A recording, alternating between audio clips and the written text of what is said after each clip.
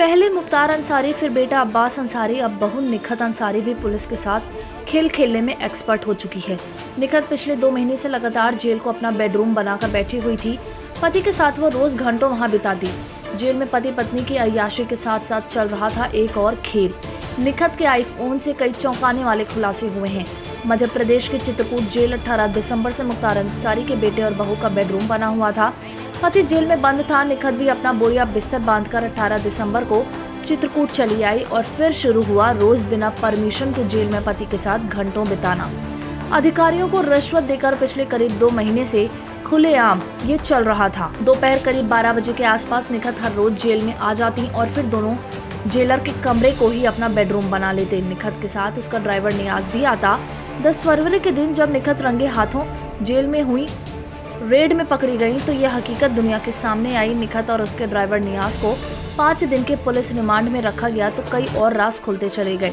दरअसल जब जेल में रेड हुई तो निखत ने अपने आईफोन को लॉक कर दिया था और पुलिस वालों के पूछने पर भी फोन का पासवर्ड नहीं बताया, लेकिन पुलिस रिमांड में आखिरकार उसे पासवर्ड देना ही पड़ा। निखत के आईफोन में पुलिस को कई विदेशी नंबर मिले जिन पर लगातार जेल से बात हो रही थी। ये नंबर थे यूएई और सऊदी अरब के। इन नंबरों पर कई बार बात हुई थी। पुलिस ने निखत इन नंबरों के बारे में जानकारी चाहिए लेकिन वो बताने से साफ मुकरती रही। पुलिस रिमांड में निखत लगातार पुलिस के सवालों के जवाब देने से बच रही थी।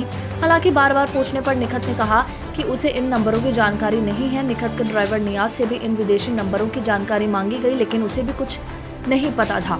यानी ये साफ था कि जेल में इन नंबरों पर अब्बास अंसारी ने ही बात की है। दरअसल पुलिस को शक है कि अब्बास अंसारी दुबई में दाऊद से टच में हैं और इन नंबरों का कहीं न कहीं इसी बात से लेना देना है। गिरफ्तारी के वक्त निखत के पास से कुछ विदेशी करेंसी भी बरामद हुई थी।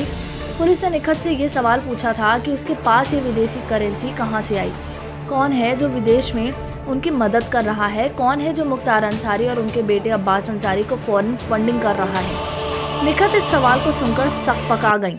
नियाज ने इस बारे में कुछ जानकारी दी है और विदेश में कुछ लोगों के नंबर भी दिए। पुलिस अब इन लोगों से संपर्क साधने की कोशिश कर रही है।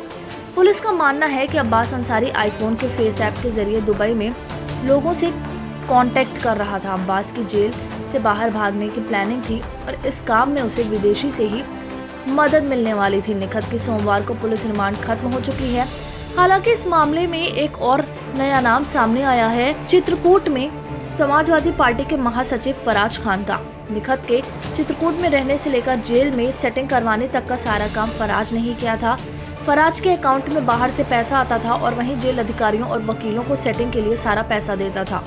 निखत से पूछताछ के दौरान भी फराज का नाम सामने आया था। अब पुलिस फराज से विदेशी नंबरों को लेकर जुड़े सारे राज जानना चाहती है।